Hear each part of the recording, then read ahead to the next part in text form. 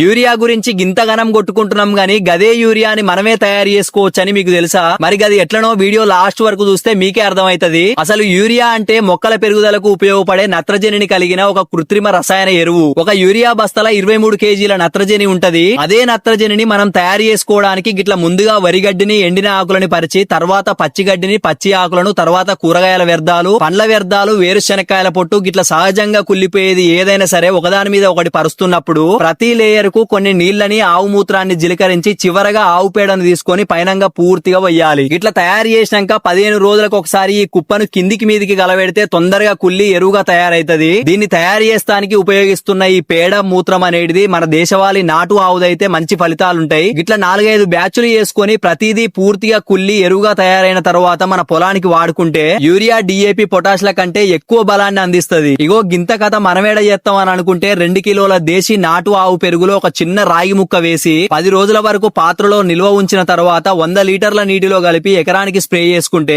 ఇదిగిన urea, DAP లతోటి సమానంగా జబర్దస్త్ గా పనిచేస్తది. ఇదిగిన మన వల్ల కాదనుకుంటే 2 కేజీల బెల్లం, 2 కేజీల శనగపిండి, 10 లీటర్ల దేశీ ఆవు మూత్రం, 10 కేజీల దేశీ ఆవు పేడ, పిడికెడు పుట్టమట్టిని తీసుకొని ఒక 200 లీటర్ల డ్రమ్ములో కలిపి రోజు పొద్దున, మధ్యాహ్నం, సాయంత్రం గడియారం దిశలో నెమ్మదిగా తిప్పి కలియబెట్టుకున్న తర్వాత 10 నుంచి 15 రోజుల మధ్యలో దీన్ని పంటకు స్ప్రే చేసుకోవడం గాని, చల్లుకోవడం గాని చేస్తే ఇదిగిన యూరియా, DAP లతోటి సమానంగా పంటకు బలాన్ని అందిస్తది. ఇక చెప్పినవుతి ఇవన్నీ తయారు చేసి లెస్స పంట పండిస్తాం అని అనుకుంటున్నారు కదా. కానీ మన దేశంలో పైన ఉన్న సిక్కిం రాష్ట్రం 2016లో 100% సేంద్రియ వ్యవసాయం చేస్తున్న రాష్ట్రంగా ప్రకటించబడింది. ఏ 10-20 మంది కాదు, 100% అంటే రాష్ట్రం మొత్తం సేంద్రియ వ్యవసాయంలో పంట పండిస్తున్నారన్నమాట. మరి మన వల్ల ఎందుకు కాదు, ఎందుకు ఇంతగానం యూరియా బస్తాల కోసం కాళ్ళు కట్టెలు చేసుకొని నిలబడుతున్నాని చెప్పుర్రి. ఇక గిట్లనే చెప్పుకుంటా పోతే మస్తు ముచ్చట్లున్నాయి. గానీ మీలో ఎంతమంది యూరియా బస్తాల కోసం లైన్ల నిలబడి ఇబ్బంది పడ్డోళ్ళు ఉన్నారో ఒకసారి కామెంట్ చేయుర్రి. అట్లనే మన రైతన్నలందరికీ ఉపయోగపడే ఈ సమాచారాన్ని అందరికీ షేర్ చేయుర్రి. అందరికీ ధన్యవాదాలు.